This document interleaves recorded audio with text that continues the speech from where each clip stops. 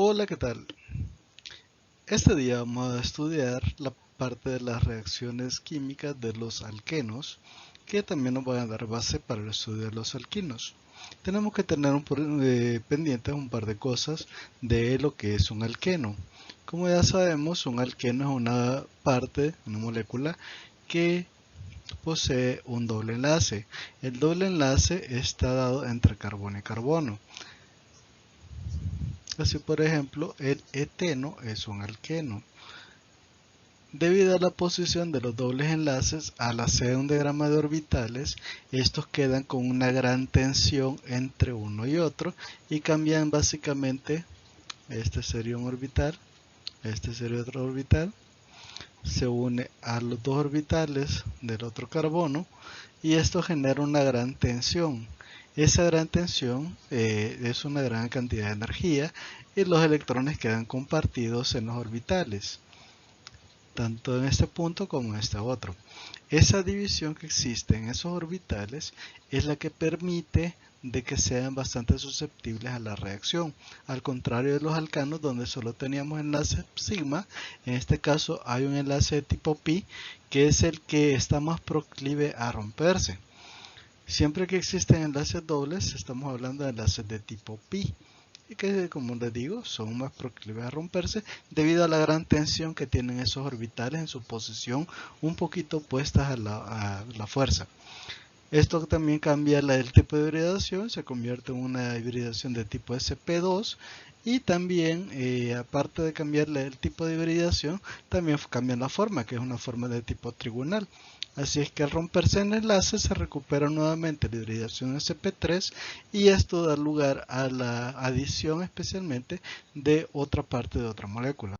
Por eso, estas reacciones normalmente van a tener tres posibilidades. La primera posibilidad es que el enlace se rompa y me dé una reacción de tipo adición. El enlace de tipo pi se va a romper y como parte de la ruptura, esto va a funcionar como una parte de tipo nucleofílica,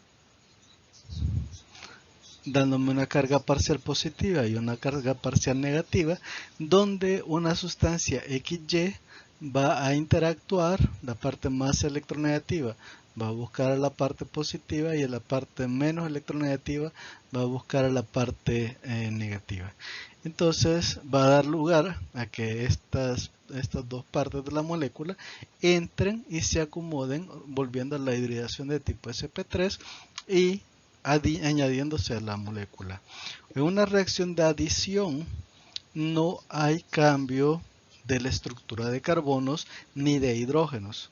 Todos los hidrógenos siempre van a estar en las mismas posiciones de donde estaban los carbonos.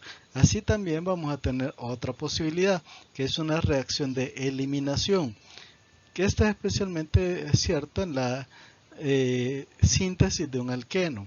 Si una sustancia que está sustituida con radicales XY entre condiciones especiales, estas sustancias XY se pueden recombinar para formar un solo compuesto y esto obligaría a la sustancia, al no tener hidrógeno, a formar nuevamente el doble enlace donde se convertiría en alqueno. Y hay una tercera posibilidad, que es la reacción de sustitución. Cuando hablamos de sustitución, estamos hablando de que no se va a dar específicamente en la parte del alqueno, ya que el alqueno, el doble enlace, es de tipo nucleofílico. Funciona básicamente, funciona en estos casos como una parte de una sustancia que hay una gran densidad de electrones. Así, por ejemplo, aquí hay 4 electrones compartiéndose entre estos dos carbonos. Esta densidad electrónica genera una parte nucleofílica. Si voy a dar una reacción de sustitución, no se podría dar en la parte nucleofílica, sino que se tendría que dar en una parte electrofílica. ¿Quién es electrofílico entonces? Los carbonos aledaños que tienen enlaces de tipo sigma. Esto sí podrían tener ese tipo de reacciones de sustitución. El doble enlace, debido a la gran cantidad de núcleo de electrones, no puede dar reacciones de sustitución, sino que de adición. Empecemos con las reacciones de los alquenos y ahí comenzamos con la reacción de adición del hidrógeno o hidrogenación catalítica. La hidrogenación siempre se va a dar en los alquenos debido a que posee el enlace de tipo pi. Si existe el hidrógeno con un enlace de tipo covalente, este se puede romper debido a la inestabilidad de que las dos partes del elemento están bastante unidas. La reacción se da mediante la ruptura de esos enlaces de tipo sigma, generándome dos radicales libres de hidrógeno. Hidrógeno punto. Al romperse me van a formar dos hidrógenos puntos.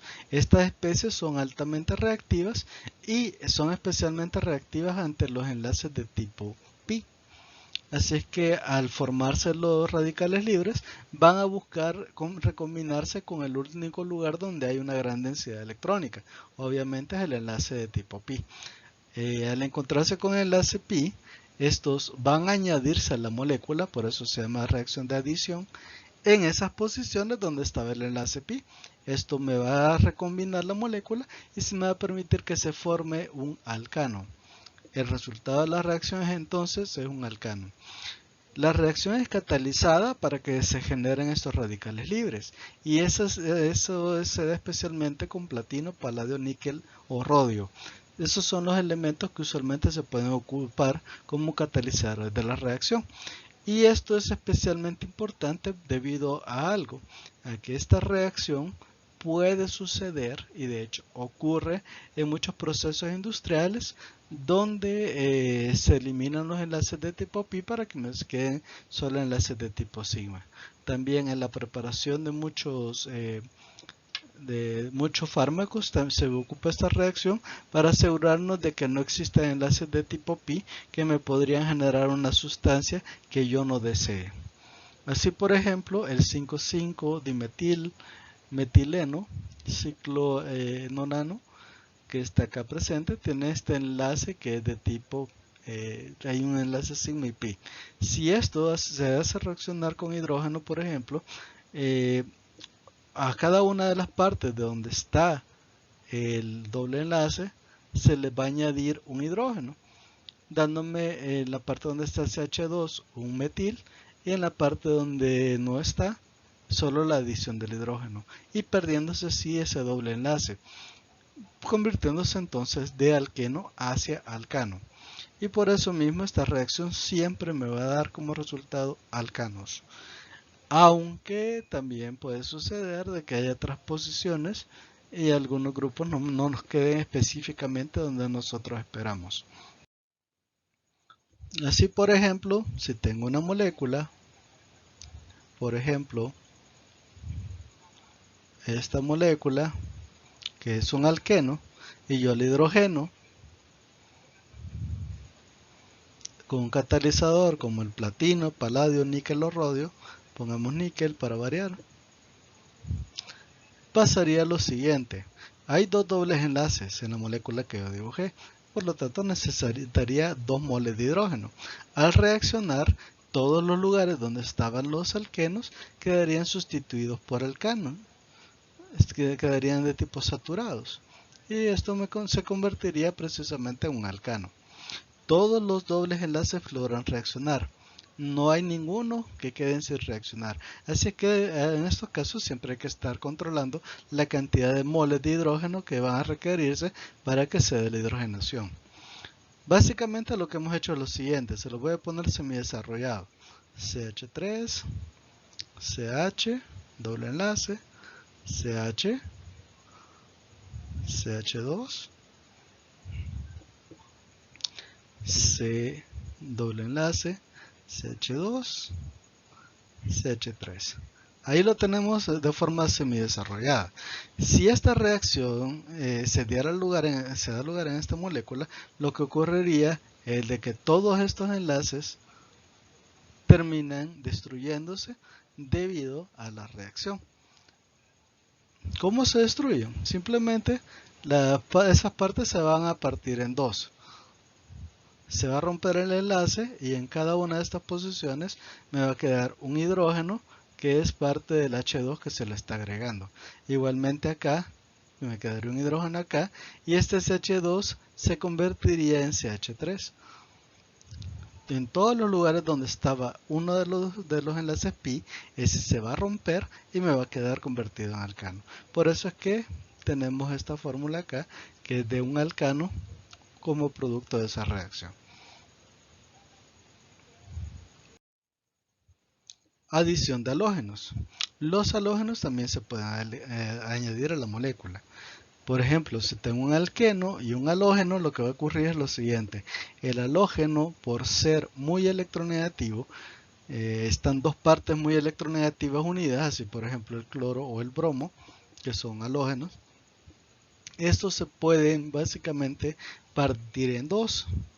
Al estar la molécula muy electronegativa, pongamos por ejemplo 2 de cloro, los dos tienen 7 electrones, los dos quieren su octavo electrón y el doble enlace es un nucleofílico donde están regalando los electrones. Así que lo que hacen es simplemente romperse y se van a añadir en las posiciones donde está el doble enlace. Esto no me va a dejar ningún resultado neto aparte de la adición de los dos halógenos a la molécula. Así que todos los reactivos se van a consumir en la molécula y me van a cambiar la fórmula hacia un alcano halogenado. Sin embargo, solo uno de los dobles enlaces se puede romper.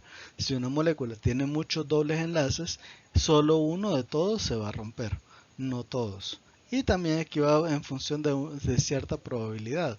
La parte más positiva de la molécula es la que tendería a reaccionar de mayor forma. La halogenación se da precisamente con cloro o con bromo en medio de un solvente muy no polar. Por ejemplo, el tetraclorocarbono, que es un solvente para el bromo o también es un solvente para el cloro. Aunque el cloro también tiene cierta solubilidad en agua, por lo tanto también el cloro en ciertas condiciones se puede hacer en agua. No es común, pero sí se puede. La forma más común es ponerlo con un solvente no polar como el tetraclorocarbono. Otras halogenaciones que se pueden hacer es por ejemplo con el yodo. El yodo puede halogenarse y en condiciones especiales también el flúor. No es común, pero también puede halogenar con mucha dificultad, pero lo hace. Así es que los más comunes son el cloro y el bromo, y un poquito menos común sería el yodo y mucho menos común el flúor. Esto básicamente me indica de que no es solo el halógeno el que tiene que estar, sino que el halógeno tiene que estar disuelto. Y para eso ocupamos los solventes, en estos casos solventes no polares como este tetraclorocarbono. Así por ejemplo, el propeno o propileno, el que está aquí mostrado, si se halogena va a tener la ruptura del doble enlace y la adición en los dos carbonos donde estaba ese doble enlace de mi halógeno. Así otra molécula, el 4-metil 2-penteno que se muestra acá abajo, tiene un doble enlace. Al romperse, una posibilidad de reaccionar sería acá y la otra acá. En esos lugares donde se van a añadir los dos átomos de bromo. Y nos quedaría en este caso esta molécula, 2,3-dibromo 4-metilpentano. O sea, el resultado siempre es un haluro de alquilo o un alcano halogenado. Así por ejemplo, si tengo otro tipo de moléculas, voy a hacer acá un ciclohexeno y lo hago reaccionar con un halógeno, por ejemplo con el cloro. Este cloro tiene que estar disuelto. Al reaccionar va a ocurrir lo siguiente. En cada uno de los lugares donde estaba el doble enlace, este se va a romper y se va a añadir uno de los cloros que estamos agregando. Así es que nos quedaría esta molécula, el 1,2-diclorohexano. pasó de ser un hexeno, a un ciclohexeno, a un 1,2-dicloro ciclohexano. También los haluros de hidrógeno se pueden añadir a la molécula. Precisamente esto sucede mediante la ruptura del doble enlace y la adición de un haluro de hidrógeno o un ácido, también se puede hacer con ácidos, y esta sería la reactividad de los distintos ácidos. Aquí está de que dependiendo del tipo de ácido que haya, así va a ser la reactividad. El ácido fluorhídrico es mucho menos reactivo que el ácido clorhídrico, menos reactivo que el ácido bromhídrico, y el más reactivo de todos sería el ácido yodhídrico. Esta parte porque el ácido yodhídrico es el halógeno que es un poquito menos electronegativo, pero debido a su peso también es el más nucleofílico de todos. Así es que el que tiene la mayor densidad electrónica, por eso es el más reactivo. En la reacción usualmente va a haber un orden de reacción. Así, cuando se halogene, la molécula de mialuro de hidrógeno se va a partir en dos. Una parte va hacia uno de los carbonos donde estaba el doble enlace y la otra parte al otro. Así, en este caso solo se me va a generar una halogenación. Es decir, de las dos partes donde se va a partir el doble enlace, una me va a quedar con hidrógeno y el otro me va a quedar con mi halógeno. Así, por ejemplo, si tengo esta reacción donde tengo el 1-buteno y lo hago reaccionar con ácido bromhídrico, el bromo me quedaría de un lado del doble enlace y el hidrógeno me quedaría del otro. Sin embargo, esta reacción obedece a cierta regla que se llama la regla de Markov-Nikov, que vamos a pasar a ver posteriormente. Por eso el producto sería este que se muestra acá y no este otro que se muestra acá. El producto correcto es este y no este, porque este no sigue la regla de Markov-Nikov. Ya vamos a entrar en eso para explicárselo bien. Aquí tenemos otro caso. Tengo la halogenación del 1-metilciclopenteno. En este caso, este es mi carbono 1. Al partirse, en ese carbono me quedaría una parte de la molécula y en ese me quedaría la otra. Al reaccionar con el ácido clorhídrico a una baja temperatura, en este caso es condición de reacción, me quedaría esta forma de acá y no esta otra de acá, por lo mismo, por la regla de Markov-Nikov. Para entender esto, ¿cómo va a quedar? Ya entendimos de que de un lado va a quedar hidrógeno y del otro lado me va a quedar mi halógeno. Pero para entender cómo va a quedar, necesito abocarme a la regla de Markov-Nikov. La regla de Markov-Nikov siempre va a estar dada en que la molécula tiene dos partes. Tiene una parte más positiva y una parte más negativa. Las partes de, por ejemplo, de este alqueno que le estoy dibujando acá, las partes más positivas van a ser las partes del interior de la molécula. Estas partes de acá, porque tienen la mayor cantidad de cargas positivas que son los hidrógenos. Y la parte más negativa serían estas partes de acá, porque son las que tienen menos densidad electrónica, tienen menos densidad de carbonos. Entonces la parte más positiva es donde hay más carbonos, la parte más negativa es donde hay menos carbonos. La posibilidad de reacción siempre va a estar en función de las partes más positivas, o sea, hacia el interior de la molécula. Si por ejemplo esa molécula que yo les he dibujado ahí reacciona con un halógeno, pongámosle nombre, ácido yodhídrico por ejemplo, el ácido yodhídrico se va a partir en dos, en H y en yoduro. Al reaccionar con esta molécula, que se rompa el enlace, el yoduro va a atacar a la parte más positiva, o sea, la parte más interna. Esta en lugar de acá va a tener una carga parcial de tipo positiva. mientras que el otro lado, al partirse la carga, me queda con una carga parcial negativa.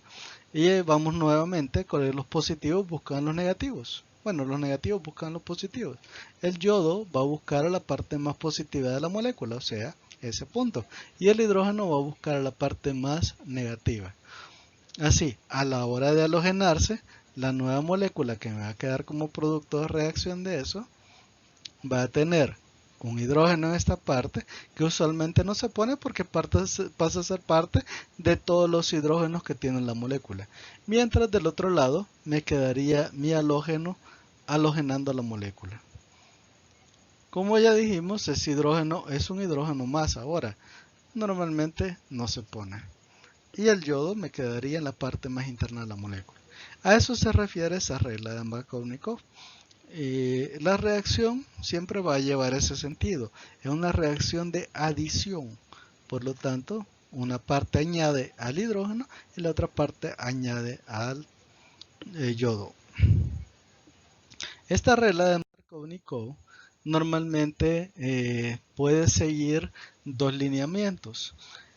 La regla de Markovnikov siempre establece de que la parte más interna de la molécula es la más positiva. Por lo tanto, es la que va a tener mayor posibilidad de reaccionar. Sin embargo, los estudios han demostrado de que hay ciertas sustancias que pueden bloquear a la parte más positiva de la molécula. Así, por ejemplo, los peróxidos, especialmente el peróxido de hidrógeno. Al estar ahí en presencia de peróxidos, los peróxidos bloquean la parte más positiva de la molécula y la terminan convirtiendo en la más negativa. Así es que la parte más positiva se convierte en los lados de la molécula o las partes donde menos puede reaccionar. Así, por ejemplo, si tengo esta molécula acá, ¿dónde está la mayor cantidad de carbonos? Es la primera pregunta. Obviamente, un carbono terciario tiene más densidad de carbono que un carbono secundario y este tiene más densidad de carbonos que un carbono primario. Por eso, la mayor densidad de la molécula, la carga más positiva, va a ser la parte donde está el carbono terciario. Y la parte más negativa es donde están los carbonos primarios. Así, cuando esta molécula reacciona, quien tiene la mayor posibilidad de reaccionar según Markovnikov es ese carbono terciario. Si un halógeno ataca una parte de la molécula, va a preferir a esa parte más positiva para poder reaccionar. Si esta molécula, en este caso, he dibujado un alcano. Si fuera un alqueno, y lo tengo de esta forma, aquí esta molécula tiene dos partes. Tiene una parte donde hay una gran densidad de carbonos, que sería esta parte de acá, y otra parte donde hay una menor densidad de carbonos, que es el carbono primario. Entonces, a la hora de orientarse a una halogenación, la parte de más adentro, donde hay mayor cantidad de carbonos, va a tomar la carga positiva. Y la parte donde está la menor densidad de carbonos tomaría la carga negativa. A la hora de partirse la molécula, de romperse ese doble enlace, mi halógeno, sigamos con el yodo de hidrógeno, el yodo buscaría esa parte positiva y el hidrógeno buscaría la parte negativa. Entonces mi molécula me quedaría de esta forma, tomando en cuenta Markovnikov. ¿Qué hace el peróxido para hacer una reacción anti-Markovnikov? Lo que hace es alojarse en la parte más positiva. Es decir, en esta parte positiva que tengo de la molécula, se pone una gran densidad de peróxido. Como es la parte positiva, el peróxido busca estar cerca de esa parte positiva, bloqueándola, haciendo un efecto esteárico. Esto imposibilita de que nuevas moléculas, por ejemplo el yodo, al estar cerca de una carga negativa, ya no se tienda a poner en ese lugar, sino que empieza a buscar, ya la parte más positiva ya no va a ser esta, sino que empieza a buscar el lado contrario. Entonces, al estar esa densidad electrónica muy negativa, la carga positiva de la molécula quedaría en la otra posición y la carga negativa quedaría en esta. A la hora de entrar mi yoduro de hidrógeno, el yodo buscaría la parte más externa y el hidrógeno la parte más interna. Básicamente lo contrario. Por eso se le dice anti-Markovnikov. Sigue en contra de la regla de Markovnikov.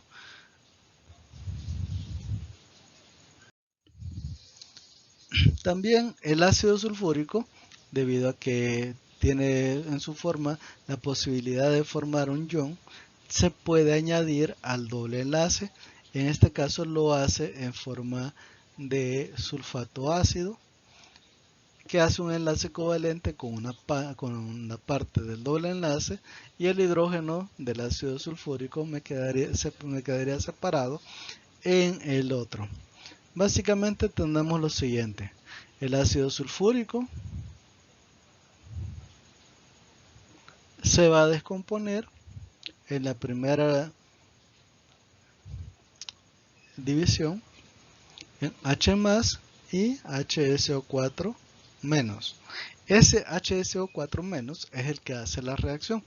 Si nos acordamos un poquito de Lewis, ese SO4 menos básicamente tiene al azufre vinculado a dos oxígenos y mediante enlace doble, y a dos oxígenos mediante enlace simple, y cada hidrógeno está anclado a una parte de este oxígeno.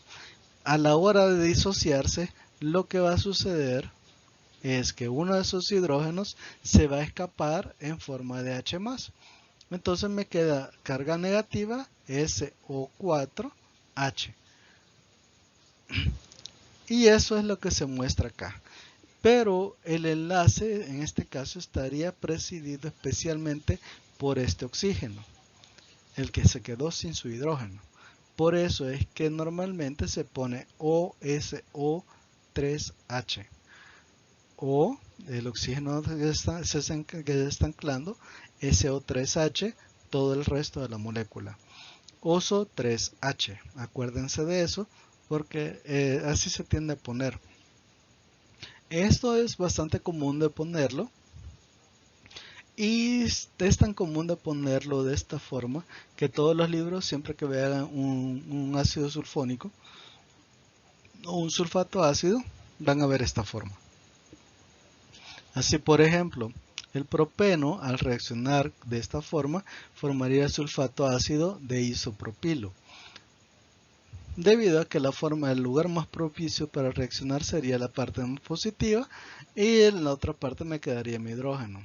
Si ven, aquí está la parte del OSO3H anclado al carbono de en medio, y esta forma de acá se parece a la Y del isopropilo. Por eso se dice sulfato ácido, con sulfato ácido de isopropilo. Se lo voy a poner, tal vez se entiende más de esta forma, de forma semidesarrollada, esquelética, perdón.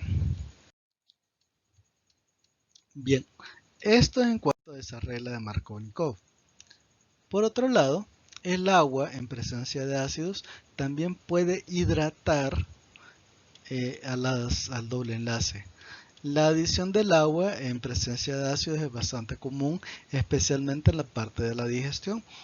Muchos de los alimentos que nosotros consumimos tienen alquenos, y en parte del agua reacciona con los alquenos e hidrata la molécula. Sin embargo, la reacción usualmente da alcoholes. Estos alcoholes pasan a formar parte de los restos de alcoholes del cuerpo, y en ocasiones también pueden generar ciertos efectos. Así, por ejemplo, si tengo este alqueno y se rompe, lo que va a suceder es que el agua se va a romper en dos partes. Si nos acordamos, agua es H2O, el H2O está compuesto por H más y OH menos. Volvemos a lo mismo, H más busca la parte negativa, OH menos busca la parte positiva. Y entonces tendríamos nuevamente la regla de Markovnikov. Si por ejemplo el propeno reaccionara con el agua, lo que sucedería es que se formaría un alcohol en la parte interna del propeno y eso me formaría un alcohol que se denomina alcohol isopropílico. De momento los nombres no son prioridad. Esto ahorita sería más como cultura general. Ya en un curso posterior vamos a ver la parte de los alcoholes donde vamos a trabajar con esto. Entonces me formaría un alcohol en la parte más positiva de la molécula. eh, Tendríamos lo siguiente básicamente. Si tenemos un alqueno como este que les muestro acá y reacciona frente al agua, el agua se va a descomponer, ya dijimos, en HO y OH. Entonces esto en presencia de ácidos, lo que va a suceder es lo siguiente. Como el ácido es una carga positiva y la molécula ya tiene una carga parcial positiva y una carga parcial negativa, entonces cuando reaccionan sucedería lo siguiente, que la parte más positiva, este ion ácido no buscaría la parte más positiva porque son la misma carga. Entonces lo que sucede es lo siguiente. En esta carga negativa queda anclado el hidrógeno de la carga positiva. Se rompe el doble enlace. En este lado me va a quedar una carga de tipo negativa. Se va a anclar el hidrógeno a esa carga negativa y va a desestabilizar el doble enlace y en el otro lado se me va a formar la carga de tipo positiva. El agua, al intuir que está esta carga positiva, se va a descomponer en H más y OH menos. Acuérdense que el oxígeno es bastante electronegativo. Al ver la carga negativa que está allá, va a romper el agua y se va a anclar en esa posición. Esto me dejaría entonces una molécula del siguiente tipo. El hidrógeno pasa a ser parte de los hidrógenos que ya estaban en la molécula. En la carga positiva me va a quedar anclado, aparte de lo que ya estaba, el OH adicional del agua y el hidrógeno del agua que me queda libre va a sustituir al catalizador, que es el H que tenía al principio. Entonces prácticamente sería como un catalizador. Primero necesito un H para que estabilice la molécula. Luego el OH se va a anclar a la molécula en la carga positiva y posteriormente el hidrógeno que me quedó como parte del agua va a restituir a la carga positiva que ya estaba del hidrógeno. Entonces se me forma un alcohol. Las alohidrinas también son posibles por este método, solo que llevan una condición, que el halógeno tiene que estar en cantidades bastante bajas. ¿En qué condiciones? Básicamente tiene que estar disuelto. Si por ejemplo tengo un alqueno y lo voy a hacer reaccionar con hidrógeno, con agua y un halógeno, el halógeno se va a partir en dos y se va a quedar anclado a la molécula, pero como la concentración del alcohol es bastante baja en comparación de la del agua, de mi solvente, lo que sucedería es de que quien toma la carga negativa es el agua. El agua ataca la molécula en su parte más negativa y eso desestabiliza la carga. Eso hace de que el halógeno pueda tomar la posición contigua al halógeno y esto se me va a formar lo que se denomina una alhidrina. Una alhidrina no es más que un alcohol acompañado de un halógeno. ¿Quién toma la posición más interna? El que reacciona primero, que es el agua. Posteriormente va a reaccionar el halógeno, tomando la posición contigua. Básicamente tenemos lo siguiente. Tengo un alqueno, volvamos al que ya teníamos. Tengo este alqueno y lo hago reaccionar con agua y un halógeno en cantidades pequeñas. ¿Qué halógenos son solubles en agua? En pequeñas cantidades: el cloro, el bromo y el yodo. Así que esos tres podrían darme anhidrinas. Lo que va a suceder es que básicamente ante esta combinación el agua va a tender a transformarse en H+ y en OH-. El halógeno, al ver la carga positiva del hidrógeno, atacaría al hidrógeno y formaría HCl. El OH, al quedar separado del hidrógeno, ataca a la molécula en la parte más positiva. Como ya dijimos, la parte más positiva es la que está cerca del mayor cúmulo de carbonos. Así es que esta es la positiva y esta es la negativa.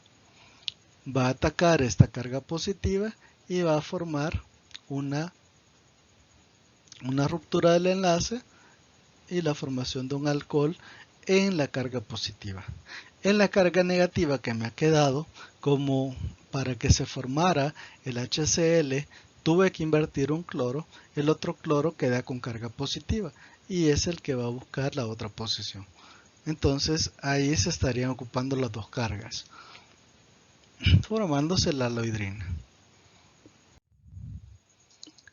La dimerización es una reacción de polimerización.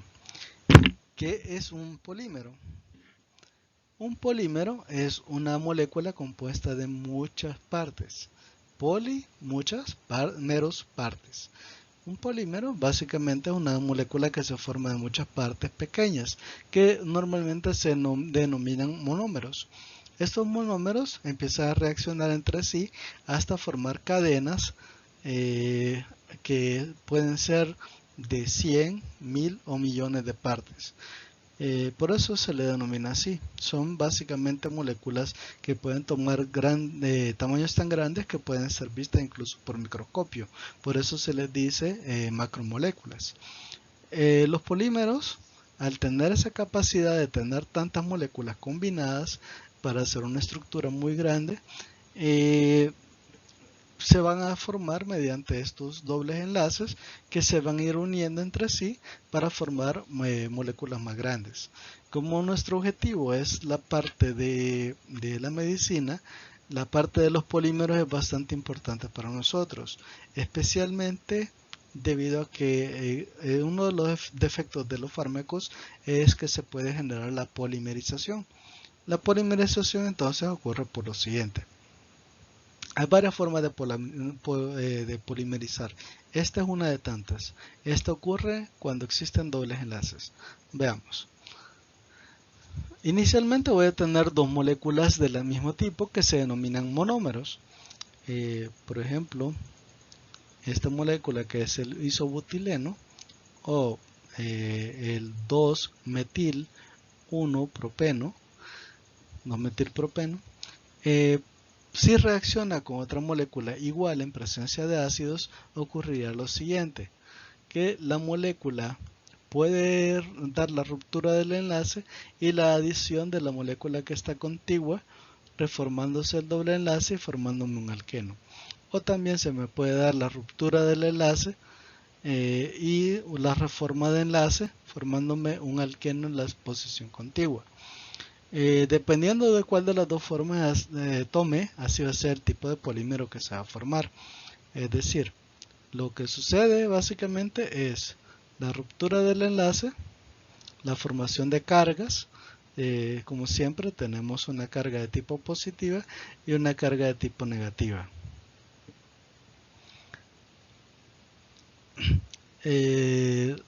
Donde quede la carga positiva, va a actuar la parte más negativa de la molécula de la par y viceversa. Entonces, al generarse la polimerización, la molécula que rompe el enlace es la que va a empezar a combinarse. Para darles una idea, voy a marcar con amarillo el carbono que estamos hablando. Ese carbono que tiene los dos de la par es el que va a generar la ruptura de cargas. Entonces, como es la parte más positiva de la molécula, ese me quedaría con mi carga parcial positiva. El carbono contiguo, que es el donde está sosteniendo el doble enlace, quedaría con la carga parcial negativa. Al darse la ruptura, generaría lo siguiente: esta molécula que está acá. El carbono que hemos marcado en amarillo sería ese carbono de allá. El carbono que quedó con la carga negativa podría ser cualquiera de los carbonos que están a la par. Digamos que fue este de acá arriba. Esos son los dos carbonos que tenían el primer doble enlace. Cuando se topan a la molécula que está a la par, la carga positiva va a interactuar con la carga más positiva de la molécula, más negativa de la molécula de la par. Como tenemos básicamente el mismo en el mismo caso, podría anclarse de dos formas: o en la parte más positiva de la molécula o en la parte más negativa. Analicemos la molécula de la par. ¿Cuál es la carga más positiva que tiene? Nuevamente la más interna, pero la más negativa sería cualquiera de estos que están acá. Entonces, cualquiera de esos tres se puede anclar al carbono que teníamos inicialmente de amarillo. Pongámosle que reaccionó el que está más allá. Lo voy a poner de otro color para que se pueda ver.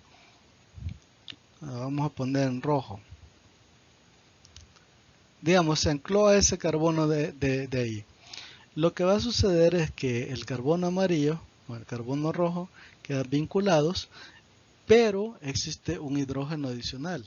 Ese hidrógeno es una carga positiva que va a buscar una de las cargas negativas. ¿Quién tiene cargas negativas? El carbono que está ahí. Por eso ese carbono va a quedar como CH3 y la molécula nos quedaría básicamente en esa posición, el dímero. Pero como ya dijimos, hay varias posibilidades. Si no reaccionó ese carbono y digamos reaccionó ese de allá arriba, lo voy a poner en amarillo, la molécula nos quedaría de esta forma. Ahí tenemos el carbono que hemos pintado de verde, que es el que está anclando.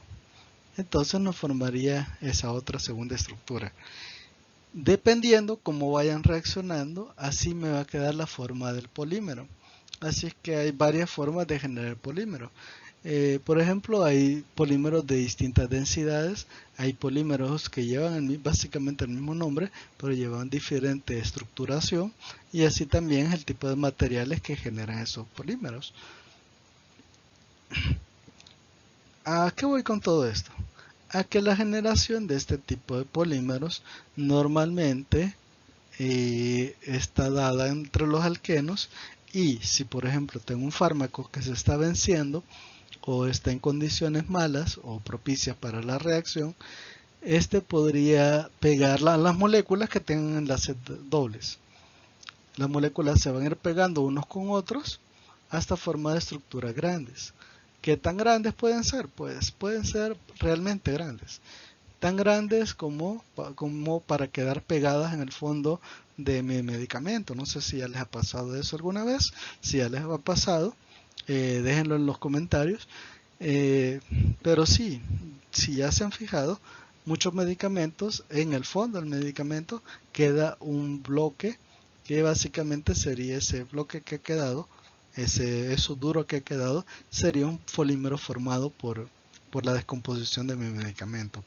Usualmente cuando se da la polimerización, debido a que la sustancia ya no tiene ninguna de las capacidades de la sustancia original, ni ninguna de las propiedades de la sustancia original, es nueva, podría ser incluso tóxica. Así es que en esos casos no se tiene que consumir el medicamento que ya está abierto, por ejemplo. O si compra el medicamento nuevo cerca de la fecha de vencimiento y ya pasó a la polimerización, usted podría estar consumiendo un veneno. Así es que por eso se recomienda de que no se consuman medicamentos que tengan polimerización. La alquilación es otro de los casos. En el caso de la alquilación, lo que sucede es de que un alquilo se va a sumar a la molécula. Parecido a lo que teníamos de la reacción anterior. Sin embargo, esta reacción siempre va a necesitar que haya un alcano con un carbono de tipo terciario para que haya la posibilidad de que se dé. Normalmente la reacción se da en medio de ácido sulfúrico, solo que en este caso el ácido sulfúrico está diluido. En la reacción que vimos de adición de ácido sulfúrico, el ácido sulfúrico tiene que estar concentrado. Si no está concentrado, no ocurre de buena forma. Entonces, la reacción anterior, la adición de ácido sulfúrico que se forma de sulfato ácido, necesita ácido sulfúrico concentrado. Entre más concentrado, mejor les da la reacción. Pero en este caso la reacción se da con ácido sulfúrico en pequeñas cantidades. Esto permite básicamente descomponer un poquito la molécula, ya que el ácido sulfúrico es muy electronegativo, y este permitiría en muchos casos la adición de la nueva molécula a la molécula que ya teníamos.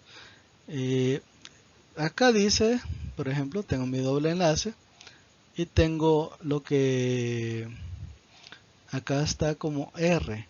R es cualquier cadena que tenga un hidrógeno, especialmente cualquier cadena que tenga un carbono de tipo terciario, como esta que está acá, la del isobutano. Este carbono terciario es bastante positivo y ese es el que permite la reacción. Cuando reaccionan, en esa posición va a quedar anclado la molécula que está a la par del alqueno en el carbono más negativo. ¿Cuál es el carbono más negativo de todos? El que está a la par de mi doble enlace. Voy a pintar en azul. ¿Cuál es el carbono más positivo de todos? El que está del otro lado, que es este de acá. Entonces tenemos el carbono positivo y el negativo. El carbono más negativo va a buscar al carbono más positivo de la molécula de la par. ¿Quién es el más positivo de la molécula de la par? Este que he puesto en amarillo. Entonces, en esa posición quedaría ubicado el enlace. El hidrógeno, como es el que está más susceptible a la carga más positiva, va a salir de la molécula atraído por el ácido sulfúrico y permitiendo la incorporación de la molécula. Al romperse el enlace, el carbono que me quedó en la parte más positiva va a quedarse con el hidrógeno que ha soltado el otro carbono de la par. Básicamente este hidrógeno va a pasar a esta posición, que es este que está acá. Y de esta forma también se me forma un alcano de mayor peso molecular. Así, por ejemplo, si tengo dos moléculas, tengo un alqueno,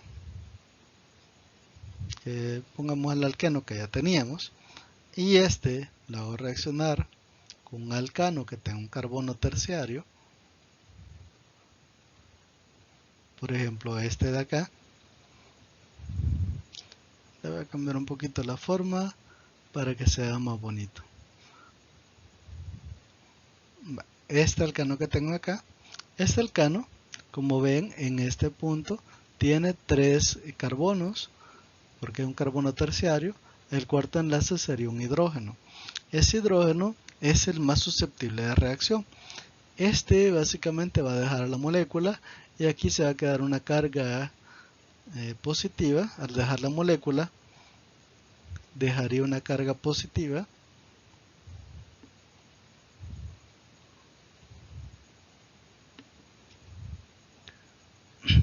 y esta carga positiva reaccionaría con la parte más negativa de la molécula que está a la par. Del doble enlace tenemos la carga más positiva, que es el carbono de allá. Ese carbono de esa posición se queda con la carga más positiva y el carbono del otro lado se queda con la carga más negativa. Entonces, cuando se rompe ese enlace, como este de acá ya es positivo, va a buscar a la carga más negativa. El hidrógeno, al salir de la molécula, sale con una carga negativa que va a buscar esa carga positiva. Así es que al combinarse las dos moléculas, voy a poner en rojo la que ya teníamos y voy a poner en azul la otra para que se logre ver. Me va a quedar una molécula polimerizada de esta forma, donde poner con verde el nuevo enlace, se generaría en la carga positiva un enlace hacia la molécula que ya teníamos allá, que sería básicamente esa molécula. Y en el otro lugar que tenía la carga negativa, quien se quedó con la carga negativa me quedaría anclado.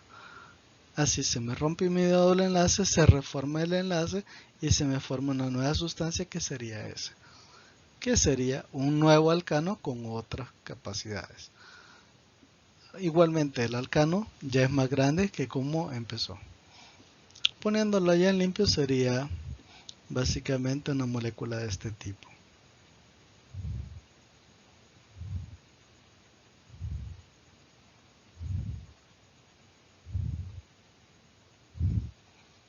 Ya un poquito más ordenadito, más bonito.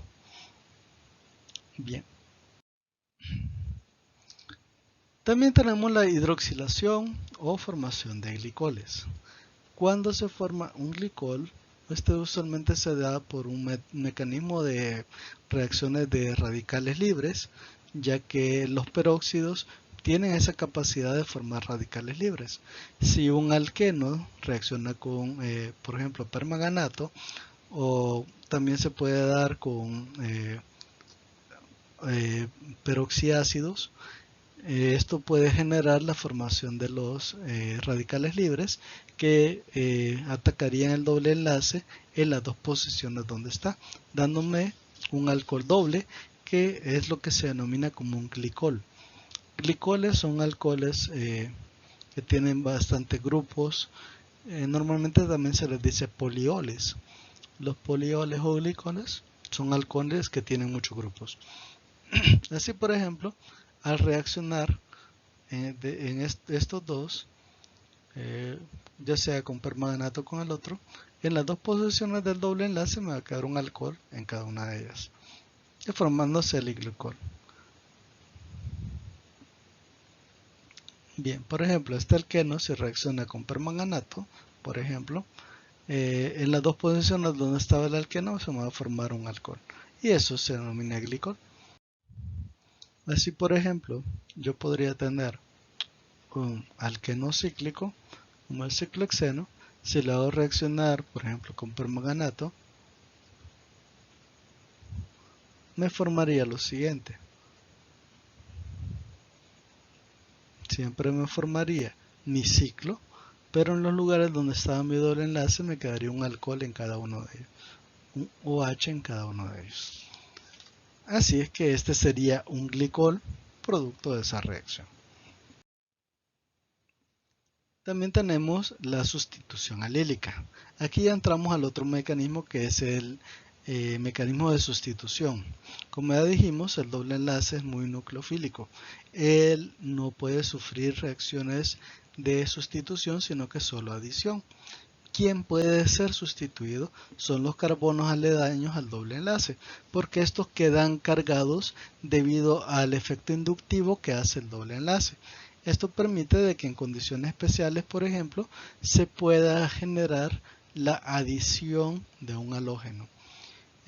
Básicamente esto va por el mismo mecanismo que van los alcanos.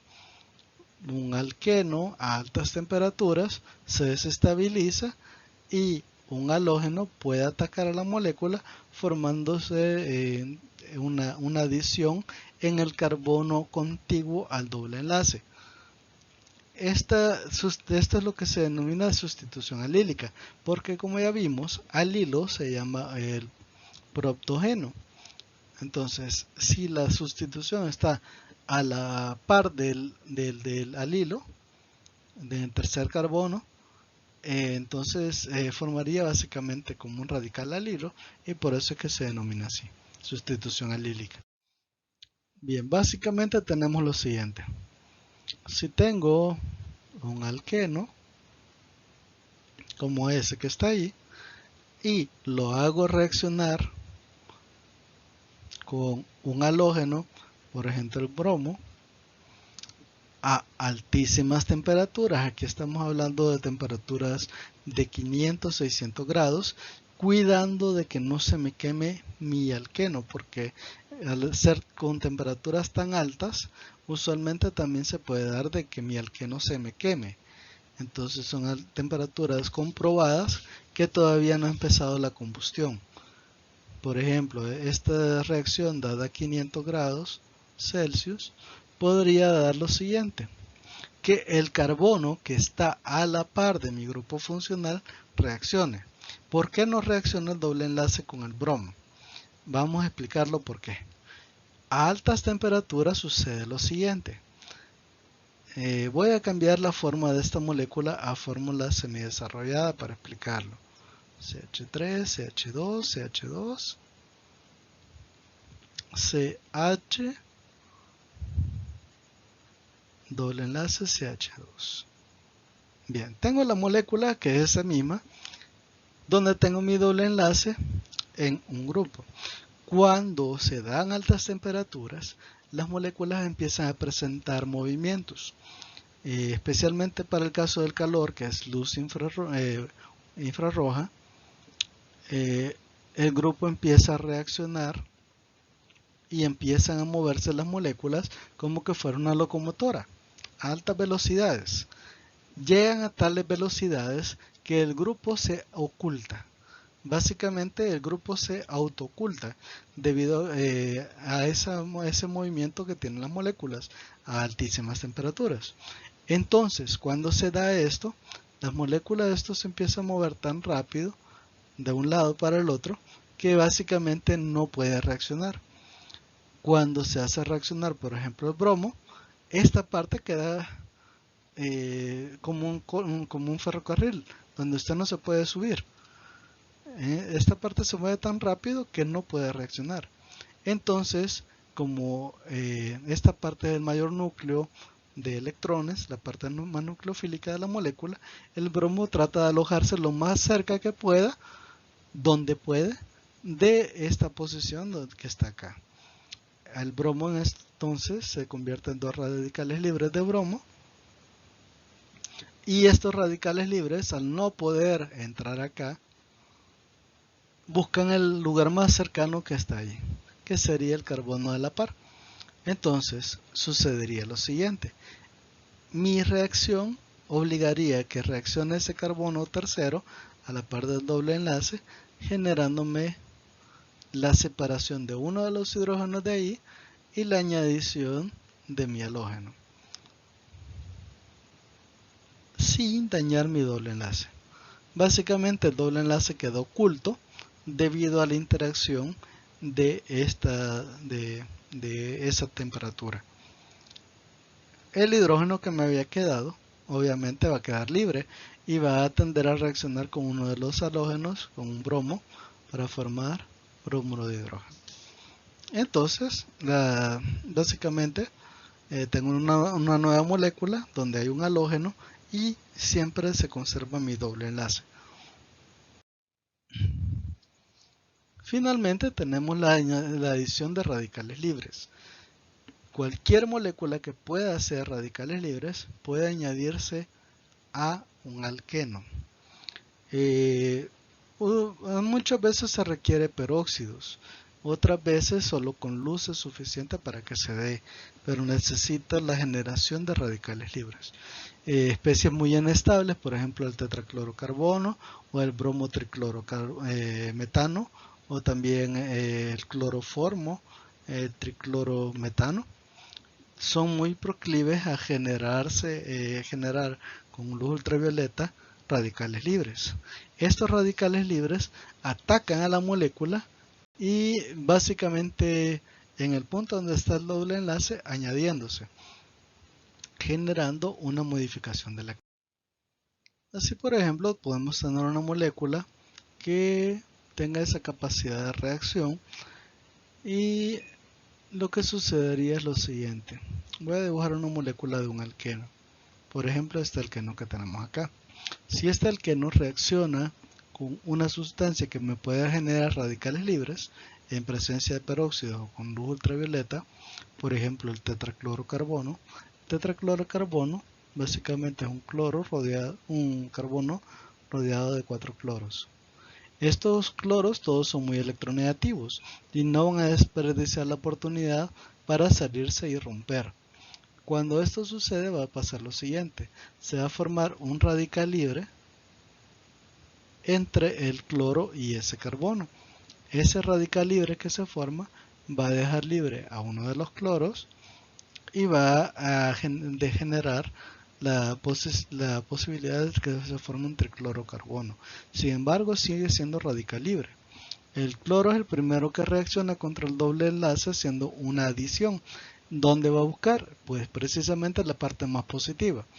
La parte más positiva es la parte más interna de la molécula, entonces estaríamos hablando de esta posición. Y la parte más negativa quedaría el carbono, que es más positivo. Entonces, al añadirse quedaría de esta forma. Uno de los cloros me quedaría acá y mi carbono con los 3 cloros quedaría en esa parte más negativa, que sería esa posición. Así tenemos una cadena más larga que tiene muchos halógenos. Importancia de esta reacción, que precisamente esta añadición de carbonos cambia la estructura de muchas proteínas, y si esas proteínas son parte del material genético, generarían mutaciones, y estas mutaciones son las que permiten que el tetraclorocarbono o especies similares que puedan generar radicales libres generen mutaciones y pueden producir cáncer.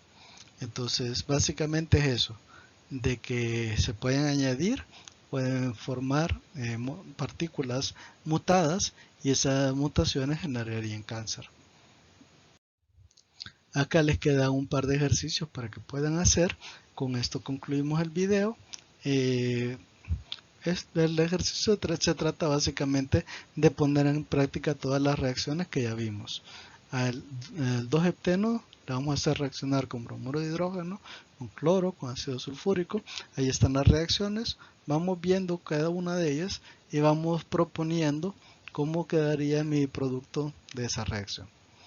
Con esto termino este video. Pasen feliz día y por favor estudiemos. Ya la próxima semana empezamos con los alquinos. Nos vemos.